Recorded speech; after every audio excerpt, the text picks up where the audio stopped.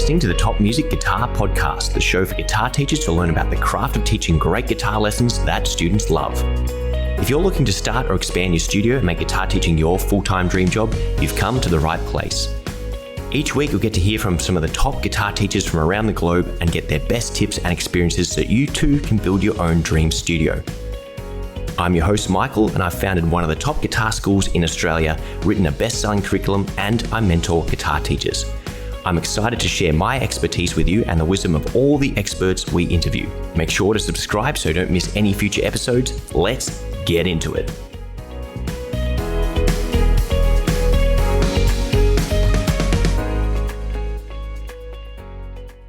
Hello there, guys, and welcome to another episode of the Top Music Guitar Teaching Podcast. Today, I'm going to be talking about the level up system which I've created for guitar. Now, this has been something I've been experimenting with within my Guitar Ninjas curriculum for the last couple of years, and I am going to be rolling it out and making it available to the public very, very soon. But of course, I want to share it with you guys here first.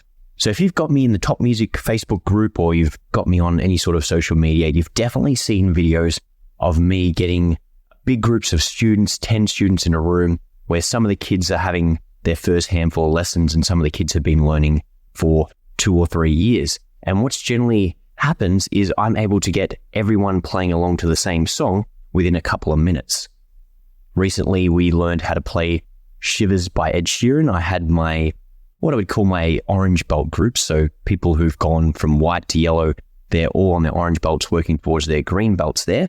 So players that have been with me for close to 2 years, not quite a full 2 years.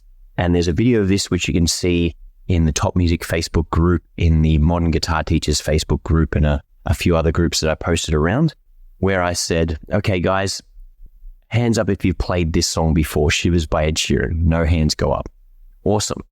Here's the numbers. And what I was able to do was get them to memorize a 4-number pattern and then go through my level up system so that every single person, from the experienced players to one of the newer kids who had only been in that group for a couple of weeks, were able to play along to that song within 15 minutes. So it's quite an amazing feat. So what I want to do in this episode is, of course, introduce you guys to my level up system, but more importantly, introduce you to the ideas of leveling up and layering things. Now, if you've done any sort of top music training, you've definitely heard me talk about it. I do have a course in the top music program, which you can check out, which introduces you to leveling and layering, particularly with chord progressions. But I've really gone and reviewed that, explored it more thoroughly, come up with a new system for songs, which is much, much more effective than the previous draft. And I'm going to show you exactly, or tell you exactly where you can go and find that and get some more information about it very, very soon. We're going to drag it out and make you wait until the end of the episode, of course.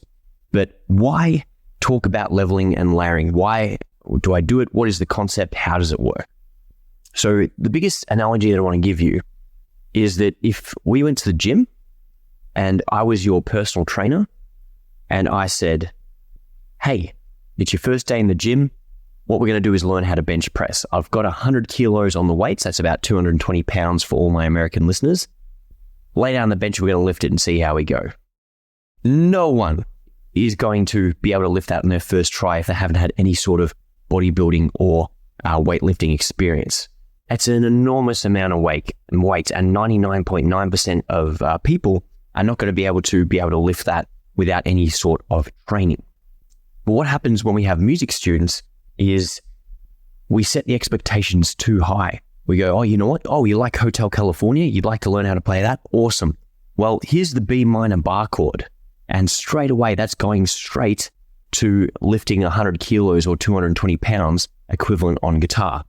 What we always do is 3 weeks into our own guitar playing journey or our students' guitar playing journey is we have them attempting something which was at least a decade's worth of experience in most cases for most learners. And what ends up happening is our students get depressed and frustrated, and all that self-doubt creeps in because they've been playing for 3 weeks. They attempt something that Jimi Hendrix wrote or the Eagles composed in the Hotel California thing, something with bar chords in it, and they get really, really upset because they can't play it, they can't do it.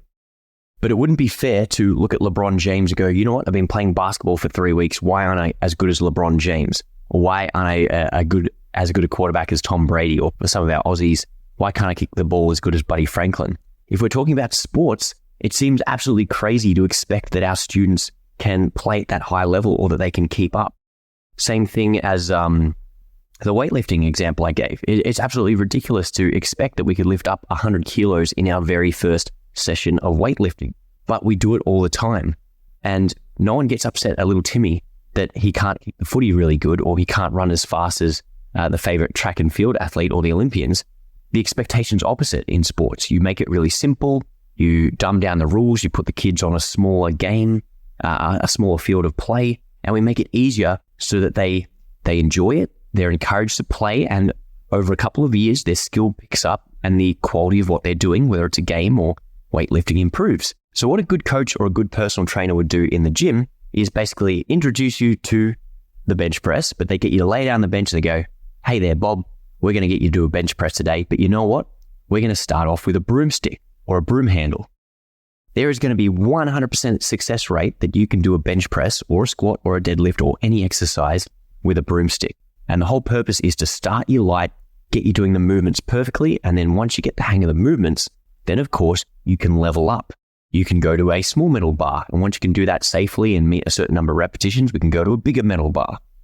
And then after a couple of weeks, a couple of months, we'll progressively add more and more weight until we work our way all the way up to bench pressing 100 kilos or whatever our personal best happens to be.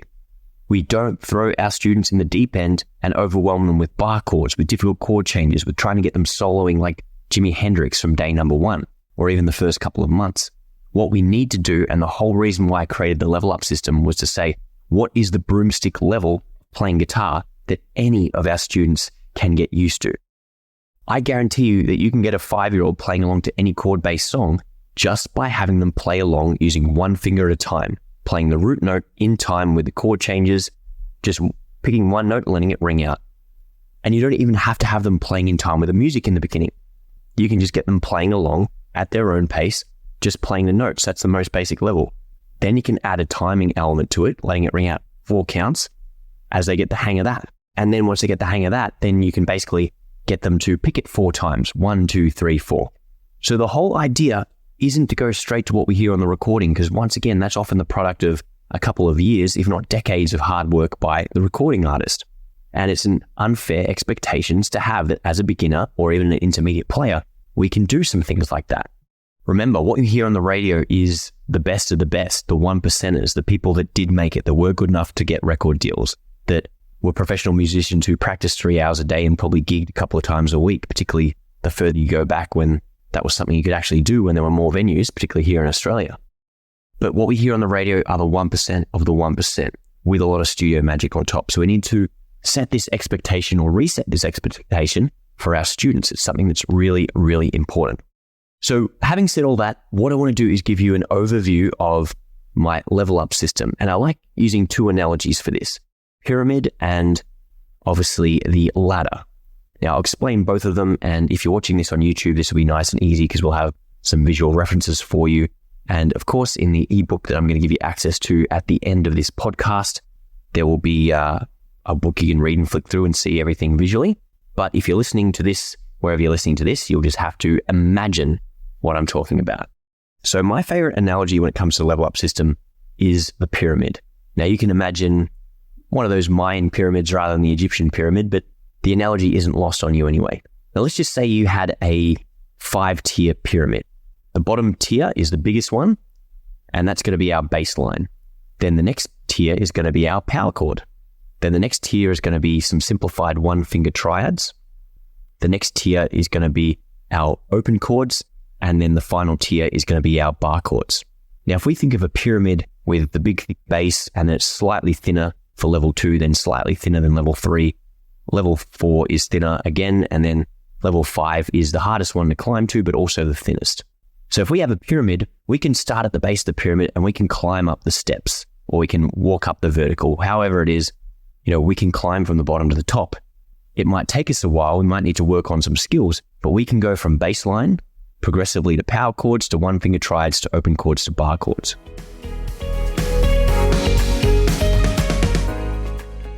Hey there, guitar teachers. Just a quick message from one of our sponsors. Are you overwhelmed by the amount of lesson prep you need to do for your students each week? Are you sick of carrying 5 or 6 different books to the studio every day just to cover the topics you need? And are you tired of teaching nursery rhymes and dated etudes that your students have no interest in learning? If so, then let me introduce you to Guitar Ninjas, a modern curriculum for learning guitar. Guitar Ninjas combines a karate-style level-up system with a modern curriculum, learning psychology elements, and the gamification found in video games into the ultimate method for learning contemporary guitar. Students work through 9 levels and earn different colored guitar straps every time they level up. There's tons of challenges and checklists to make learning fun and keep it at a fast pace, and there's accompanying method books and a library of video lessons that will give you at least 6 years of done-for-you content, making lesson preparation a thing of the past. If you want to buy back 5 to 10 hours of your time each week and bring your studio to life with a fun and inspiring approach to learning for all ages, check out Guitar Ninjas at www.guitarninjas.com.au to find out how you can start teaching Guitar Ninjas in your studio. That may take a couple of weeks, it might take a couple of months. In the case of bar chords, some people it's going to take years if they don't practice consistently. But as long as they start at the bottom, they can walk their way up the top.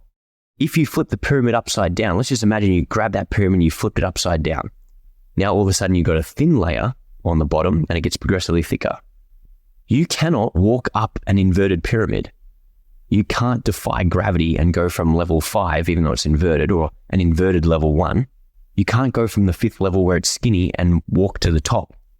Unless you're really good at freehand climbing, there's no way of doing it. Even if you're the world monkey bar champion, you won't have the upper body strength to pull yourself up a big pyramid like that. So that's why I love the pyramid analogy, because if we try and skip levels and go straight to level 5 or even level 4, we're not going to be able to do it, or we're not going to have the will to practice long enough to stick with it to get consistently good at it, which is why we need to go back to the base of the pyramid, level 1, the baseline. Anyone can play along with a baseline. And then without too much effort, most people can go from a baseline to a power chord. Now, this is where it gets really cool, because if you like punk rock, if you like a lot of the classic rock, Green Day, Nirvana, Blink-182, all those kind of bands, even Metallica and AC/DC, Guns N' Roses to an extent, and a lot of the pop rock repertoire, it's all just power chords. So you might go, oh, Michael, yeah, you're simplifying things. That's cheating. It's not really music. Well, if you're a bass player, your job is to play one note at a time and outline the chords. So it's perfectly legitimate to have your students playing along to the bass line. Then if you add one extra finger, you've got power chords. And instead of trying to learn and memorize 12 different shapes, minors and majors, or tackling bar chords, of which the power chord is just the foundation, the first 2 or 3 strings of, they can memorize one pattern, move it around along string 6 and or string 5, and instantly play along to any chord-based song just by substituting power chords in place of minor or major chords. And this is all about getting your students to play along to songs straight away. I'm not doing this big complex thing just for the sake of it. It's so that your students can play along to music straight away, so they can go, oh, wow, I get lessons with Michael at Melbourne Guitar Academy, or whatever your name is listening at home at whatever the name of your music business is, and I left playing a song. And then within a week or two, I was playing along to a ton of different Nirvana songs or whatever my favorite band is using power chords. And then in a couple of weeks, they taught me these special magical movable 1-finger triads, 2 shapes, 1 major chord, 1 minor chord that I can play with 1 finger anywhere on the fretboard. And again, rather than learn all of these chords, dozens of chords, and how to change between them and spend weeks getting those smooth transitions, assuming I haven't quit before then, I can just use 1 finger to play all my major chords, 1 finger to use all my minor chords, and I can play along to any chord-based song. Now, is it going to sound exactly like the original? No. But is it going to be something we can play along to in a couple of weeks of effort? 100%. And that's what the most important thing is, giving your students that ability to learn things and play along with things and have confidence and have fun from day number 1, and to be able to build up a repertoire of things to show off to people in the first couple of weeks. And then once we've got the hard work out the way, once they can play a few things, once they're motivated, we can come and learn our standard open chords. We can come back and work our way up to bar chords. But if you bench press 100 kilos, there's a 100% chance, 99.9% chance you're going to drop that on yourself. And the harder you try and lift that off yourself, that weight's not going anywhere. That's bad news bears for you, especially if you're on your own in the gym. So think of that like students getting frustrated over and over trying to play bar chords. Their hands hurt. They can't do it. It doesn't sound any good. They've been practicing for 3 weeks, and no matter how much you tell them to practice more, they're not getting any results for the effort they put in. That leads to them losing motivation, losing faith in you as a teacher, getting demotivated and quitting. Guitar's too hard, I give up. This is what the level up system helps you avoid. So that is an overview of the level up system and why we do it. But the analogy that I really love is the ladder. And again, if you are watching the video to this or you've got access to the ebook, which I will tell you about shortly, you'll have access to this image of a ladder. Now, the reason I like a ladder as well as a pyramid or in addition to the pyramid is because a ladder has two sides. So the generic ladder that I like to show off has 6 rungs on it. The lowest rung on the left-hand side, and the reason I like the ladder the most is, again, 2 sides, 2 hands. With guitar, we've got a fretting hand and we've got a picking hand. So let's just say the left side represents our fretting hand. Level 1 for the left hand or the fretting hand is bass lines. Easiest thing. That's the broomstick level. Anyone can do that. Level number 2 is going to be power chords. Level number 3 is going to be my special 1-finger triads. Level number 4 is going to be simplified open chords, reducing them to 3 strings or sometimes 4 or 5 strings depending on the chord. Level number 5 is going to be the open chords. So where most people start learning their chords is level 5 in my system. And that's the equivalent of, 80 kilos for most people. And of course, level 6 is bar chords, and that's going to be big and scary. And the 100 kilo or 220 pound equivalent for most people. Again, we don't want to jump straight to the top of the ladder. It's way too hard. We're going to fall down. We want to work our way up. And on the other side, we've got picking hand levels. So we might think, oh yeah, I've got to strum these open chords or strum these bar chords with the complex picking pattern I hear in Hotel California, or the strumming pattern that I hear in Knocking on Heaven's Door, for example. And again, it's like driving a manual car. You got this hand trying to coordinate multiple chord shapes. You got this hand trying to do a complicated strumming pattern, and you're trying to count and keep in time and make it sound musical. It's way too overwhelming. You've got too much going on. Beginners need to focus on playing one note with one finger at a time. And once they can do those notes from memory, then we're going to focus on making them change between those notes smoothly. Once they can change between it smoothly, then we can add an element of timing. So the lowest level we can get is just one pick or one strum and letting it ring out for 4 counts. Then we can make it a bit more interesting by doing 4 picks or 4 strums on a basic chord progression there. And then what we can do is give them a simplified rhythm pattern. So don't go straight to these complicated down, down, up, down patterns with mutes in them or carried notes or whatever it is. We just want to get them doing 4 strums per bar or down, down, down, up, something really basic. And then from there, you can do the written pattern at a slower tempo, at 75% speed, at 100% speed.